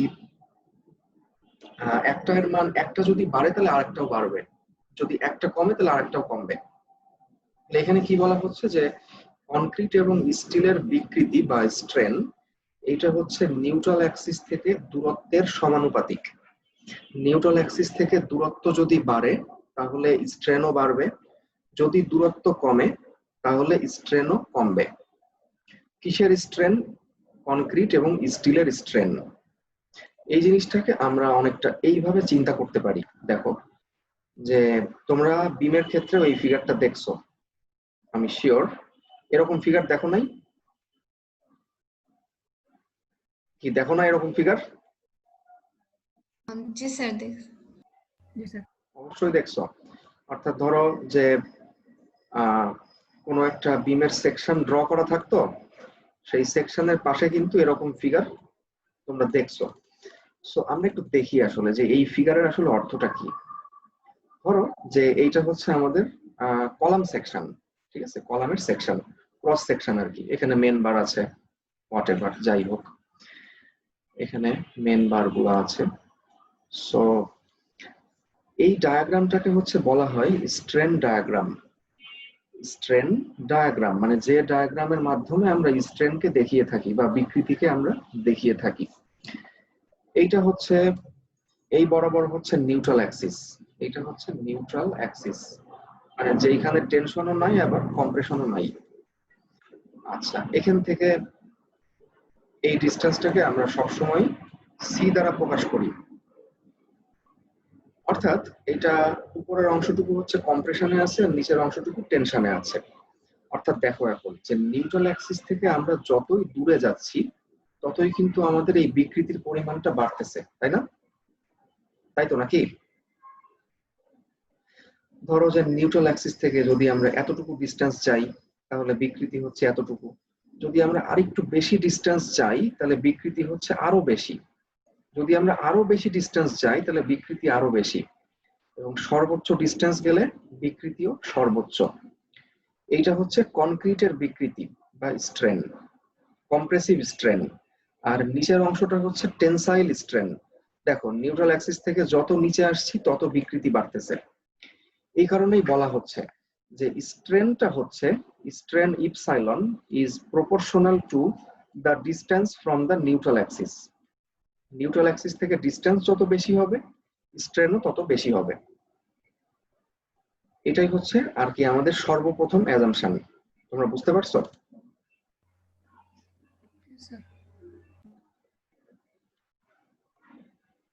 আচ্ছা, দ্বিতীয় অ্যাজাম্পশন হচ্ছে যে equilibrium of forces and strain compatibility must be satisfied. This is very important. অর্থাৎ ফোর্সের ইকুইলিব্রিয়াম মানে বলের সাম্যাবস্থা এবং বিকৃতির অর্থাৎ স্ট্রেন কম্প্যাটিবিলিটি অর্থাৎ বিকৃতির ক্ষেত্রে সামঞ্জস্যতা এটা অবশ্যই বজায় থাকতে হবে। তাহলে ইকুইলিব্রিয়াম অফ ফোর্স এর অর্থ কি আমরা একটু দেখি। তাহলে আমরা বিম ডিজাইন আমরা স্ল্যাব ডিজাইনের সময় তোমাদেরকে আমি দেখিয়েছি যে এখানে একটা কনক্রিটের কম্প্রেসিভ ফোর্স কাজ করে সি, আর এখানে হচ্ছে টেনসাইল স্টিলের টোটাল ফোর্স টি কাজ করে। কনক্রিটের কম্প্রেসিভ ফোর্স আর স্টিলের টেনসাইল ফোর্স, ঠিক আছে, এটা তোমরা জানো অলরেডি। সো এই দুইটা ফোর্স একে অপরের সমান, সি সমান টি, একেই বলা হয় হচ্ছে ইকুইলিব্রিয়াম অফ ফোর্সেস। আচ্ছা, আর স্ট্রেন কম্প্যাটিবিলিটি, কম্প্যাটিবিলিটি মানে সামঞ্জস্যতা, অর্থাৎ স্ট্রেন গুলা সামঞ্জস্যপূর্ণ হইতে হবে, অর্থাৎ কনক্রিটের স্ট্রেন এবং স্টিলের স্ট্রেন সামঞ্জস্যপূর্ণ হইতে হবে। একটা নির্দিষ্ট জায়গাতে কনক্রিটের বিকৃতি যতটুকু হবে স্টিলের বিকৃতিও ঠিক ততটুকুই হইতে হবে। তোমরা একটু সিম্পলি চিন্তা করো যে একটা কলামের মধ্যে কি কি থাকে, স্টিল থাকে, কনক্রিট থাকে। ধরো যে কনক্রিটের বিকৃতি একরকম হইলো আর স্টিলের বিকৃতি হইলো আরেক রকম, তাহলে কি আসলে ওই কলাম কখনো সাস্টেন করবে? করবে না। না। কিন্তু কনক্রিট এবং স্টিলের বিকৃতি একই রকম হইতে হবে, কম্প্যাটিবল হইতে হবে। ঠিক আছে, অর্থাৎ কনক্রিটের বিকৃতি ইজ ইকুয়াল টু স্টিলের বিকৃতি বা স্ট্রেন, এইটা হতে হবে, এবং একেই বলা হয় হচ্ছে স্ট্রেন কম্প্যাটিবিলিটি। আচ্ছা, নাম্বার 3 হচ্ছে the maximum compressive strain in concrete is 0.003। কনক্রিটের সর্বোচ্চ বিকৃতি হচ্ছে 0.003 আমরা কনসিডার করব। আচ্ছা, strength of concrete in tension can be neglected, মানে কনক্রিটের টেনসাইল স্ট্রেংথকে নেগলেক্ট করা যেতে পারে। মানে ব্যাপারটা হচ্ছে এরকম যে কনক্রিটটা টেনশনের ক্ষেত্রে কনক্রিটের স্ট্রেংথ এতই কম যে এটাকে আমরা নেগলেক্ট করতে পারি। মানে আমরা ধরে নিতে পারি যে কনক্রিট শুধুমাত্র কম্প্রেশন রেজিস্ট করে, এটা টেনশন রেজিস্ট করে না। আচ্ছা, number 5, the stress in the steel is Fs সমান এত। Stress is equal to modulus of elasticity into strain। এইটা তোমরা সলিড মেকানিক্সে দেখে আসছো, হুকের সূত্র আর কি। Stress is equal to modulus of elasticity into strain। So 5 number অ্যাজাম্পশনটা হচ্ছে এরকম যে স্টিলের স্ট্রেস অবশ্যই ইল্ড স্ট্রেস থেকে কম বা তার সমান হইতে হবে। এফএস মানে কি? স্টিলের স্ট্রেস অবশ্যই ইল্ড স্ট্রেস থেকে কম হইতে হবে বা এর সমান হইতে পারবে, কখনোই এফ ওয়াই থেকে বেশি হইতে পারে না। ওকে, এটা তোমরা মনে রাখবা, কারণ এই কথাগুলো কিন্তু আমরা পরবর্তী ক্লাসে যখন কোনো একটা প্রবলেম সমাধান করব, সলভ করব, তখন কিন্তু এই কথাগুলো আমরা ব্যবহার করব যে স্টিলের স্ট্রেস কখনোই ইল্ড স্ট্রেস থেকে বেশি হইতে পারে না, এটা অসম্ভব, হয় কম বা তার সমান। Number 6 and the last assumption, sorry আরেকটা আছে, নাম্বার 6 হচ্ছে the concrete stress block may be taken as a rectangular shape with concrete stress of 0.85 fc prime। এটা তোমরা আগেও দেখছো যে কনক্রিটের স্ট্রেস ব্লকটা হচ্ছে একটা রেক্ট্যাঙ্গুলার শেপের আমরা চিন্তা করতে পারি, এবং যেখানে কনক্রিটের স্ট্রেস হবে হচ্ছে 0.85 fc প্রাইম। আমি তোমাদেরকে প্রথম দিকের ক্লাসগুলোতে এটা ব্যাখ্যা করছিলাম। আচ্ছা, 0.85 fc prime, that extends from the extreme compressive fiber to a distance a সমান beta 1c। Extreme compressive fibre থেকে এ ডিস্টেন্সের মধ্যে এইটা অবস্থান করে বা প্রসারিত হয়, যেখানে সি মানে হচ্ছে distance to the neutral Axis, এবং বেটা 1 হচ্ছে 0.85 যখন FC prime is less than equal 4000 psi। এটা তোমরা অলরেডি জানো, এটা বলার কিছুই নাই। এ হচ্ছে ডেপথ অফ স্ট্রেস ব্লক। তার মানে এখানে বলা হচ্ছে যে ইউএসডি মেথডের জন্য কনক্রিটের স্ট্রেস ব্লকটা আমরা একটা রেক্ট্যাঙ্গেল শেপের চিন্তা করতে পারি, যেটা এক্সট্রিম কম্প্রেসিভ ফাইবার থেকে এ পরিমাণ ডিস্টেন্সের মধ্যে অবস্থিত হয়। এই যে এখান থেকে এতটুকু হচ্ছে এ, এটা আমি তোমাদেরকে দেখাইছি আগেও, ঠিক আছে। আর এখানে কনক্রিটের স্ট্রেসের পরিমাণটা হচ্ছে 0.85 fc প্রাইম, এইটা। এবং আমরা কি জানি, এ সমান বেটা 1 সি, এ সমান বেটা 1 ইন্টু সি, যেখানে আবার বেটা 1 হচ্ছে কত, 0.85, যদি এফসি প্রাইম 4000 বা তার থেকে নিচে হয়। সেগুলো আমরা স্ল্যাবের ক্ষেত্রে যা দেখছিলাম এখানেও তাই, same. And the last assumption সেটা হচ্ছে যে বেটা 1 decreases by 0.05 for each 1000 psi above 4000 psi। 4000 psi এর উপরে প্রতি 1000 psi বৃদ্ধির জন্য বেটা 1 এর মান 0.05 করে কমতে থাকে, কিন্তু কোনো অবস্থাতেই সেটা 0.65 থেকে কম হবে না, এটা তোমরা অলরেডি জানো। সো মোটামুটি এই 7টা অ্যাজাম্পশন আমরা কলামের জন্য দেখলাম, ঠিক আছে। প্রথম অ্যাজাম্পশনটা হচ্ছে যে নিউট্রাল অ্যাক্সিস থেকে ডিসটেন্স যত বেশি হবে স্ট্রেনও তত বেশি হবে। স্ট্রেনটা হচ্ছে ডিসটেন্সের সঙ্গে সমানুপাতিক বা প্রপোর্শনাল।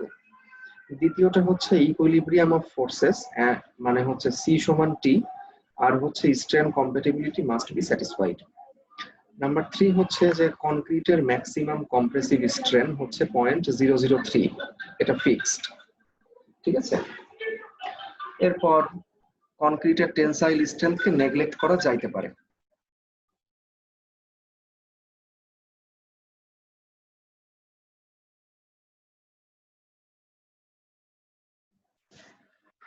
এরপর স্টিলের স্ট্রেস হচ্ছে ইল্ড স্ট্রেস থেকে কম বা তার সমান হবে।